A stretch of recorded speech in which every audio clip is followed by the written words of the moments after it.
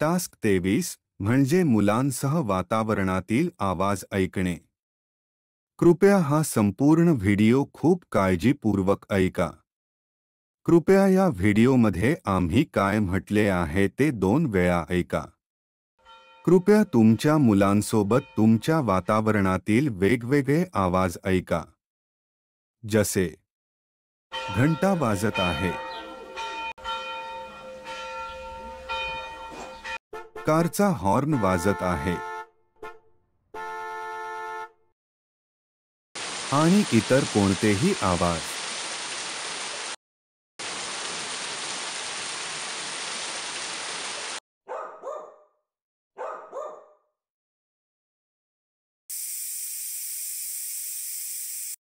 आणि मग तुम्ही त्यांना सांगा.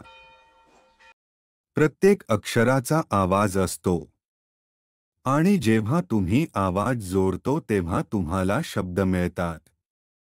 मराठीत 51 अक्षर आहेत. आपण ते सर्व एकत्र शिकणार. आता कृपया तुम्हाला आवाज कसा शिकवायचा आहे ते काळजीपूर्वक ऐका. प्रयत्न करा आणि प्रत्येक अक्षर शिकण्याचा मुलासाठी एक मजेदार अनुभव बनवा. समजा तुम्ही शिकवत आहात.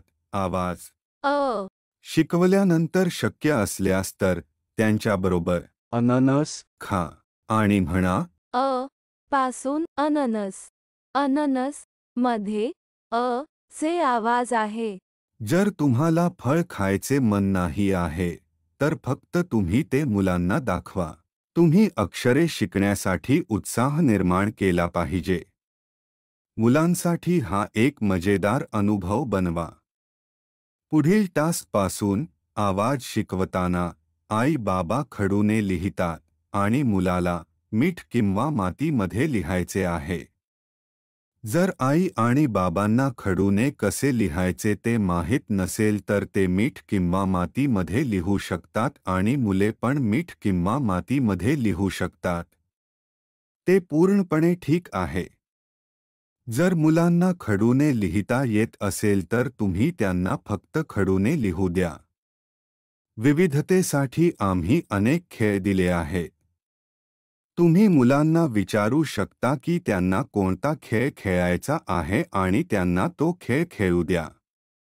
तुमच्या मुलांना एखादा खेळ आवडत असेल आणि त्यांना तोच खेळ पुन्हा पुन्हा खेळायचा आहे तर त्यांना तो खेळ पुन्हा पुन्हा खेळू द्या. फक्त अक्षरे बदला. एकच गेम खेळून तुम्ही सर्व अक्षरे पण शिकवू शकता. ते पूर्णपणे ठीक आहे. तुमच्या मुलाच्या इच्छेनुसार शिकवा. पण प्रयत्न करा आणि सर्व गेम एकदा तरी खेळा. जेव्हा तुम्ही अक्षरे शिकवत असाल तेव्हा सोबतच थोडे फाईन मोटर स्किल्स पण करत रहा. त्यामुळे त्यांचे हात मजबूत होऊ लागतात आणि त्यांना लिहिणे सोपे होते. तुम्ही अक्षरे शिकवत असताना यासारखे 2 ते 3 इतर फाईन मोटर स्किल्स पण करू शकता. तर तुम्ही अक्षरे शिकवा आणि सोबत मुलाच्या इच्छेनुसार थोडे फाईन मोटर स्किल्स करा. आता आम्ही तुम्हाला जे सांगत आहोत ते खूप महत्त्वाचे आहे. कृपया खूप काळजीपूर्वक ऐका. तुम्हाला यासारख्या मुलांना सर्व टास्क शिकवावे लागेल. तुम्हाला टास्क छान शिकवावे लागेल आणि तुम्ही त्यांच्यासोबत तुम्हाला हवे तितक्या वेळा खेळ खेळू शकतो. त्याचा नंतर मुलांना टास्कसह एकटे सोडा आणि त्यांना हवे तसे खेळू द्या. ते काहीही चुकीचे खात नाहीत याची खात्री करण्यासाठी फक्त त्यांच्या सोबत बसा. त्यांना त्यांच्या गतीने शिकू द्या. काही वेळा जेव्हा तुम्ही एखादे टास्क शिकवून पूर्ण करता तेव्हा काही मुलांना 3 ते 4 वेळा पुन्हा खेळायचे आहे आणि काही मुलांना टास्क 30 ते 40 वेळा पुन्हा करायचे मन होते.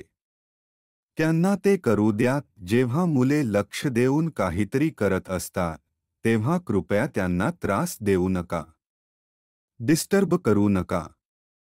प्रत्येक टास्कच्या पूर्वी तुम्ही त्यांना विचारले पाहिजे की त्यांना ते करायचे आहे की नाही. त्यांना कोणता खेळ खेळायचा आहे आणि मग त्यांच्या इच्छेनुसार खेळायचे आहे. आम्ही त्यांना काही टास्कसाठीही जबरदस्ती करू शकत नाही. बघा, आत्ता जर तुम्हाला तुमच्या मुलांची उंची 5 इंच वाढवायची असेल तर तुम्ही करू शकत नाही. शरीर स्वतःच्या वेळेत वाढेल. शरीर स्वतःच्या वेळेत वाढते. आम्हाला फक्त वाट पाहावी लागते. त्याचप्रमाणे आपण मुलांना शिकवू शकतो, परंतु त्यांचा मेंदू ते कसे शिकतो हे त्यांच्या आत फक्त मुलांना माहीत आहे.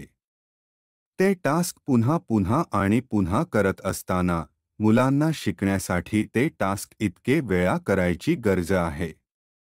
म्हणून आपण त्यांना शिकवले पाहिजे आणि नंतर त्यांना त्यांच्या इच्छेनुसार ते टास्क करू द्या. मुले लिहिण्यासाठी वापरतील तो हात वापरा. त्यांच्यावर कोणतेही टास्क लादू नका, कारण यामुळे केवळ शिकण्याची गती कमी होईल. जर तुम्ही त्यांना त्यांच्या इच्छेनुसार शिकू दिले तर ते लवकर शिकणार.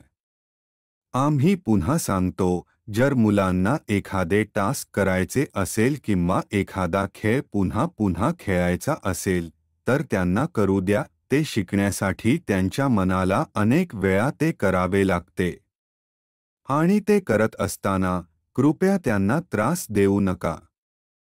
हे खूप शिकण्यास मदत करेल. जेव्हा ते एकाग्र असतात आणि काही टास्क करत असतात तेव्हा कृपया त्यांचे लक्ष विचलित करू नका. आपण पुढील टास्कपासून अक्षर शिकवण्यास सुरुवात करू शकतो. आमच्यासोबत शिकल्याबद्दल धन्यवाद. तुमचा दिवस चांगला जावो.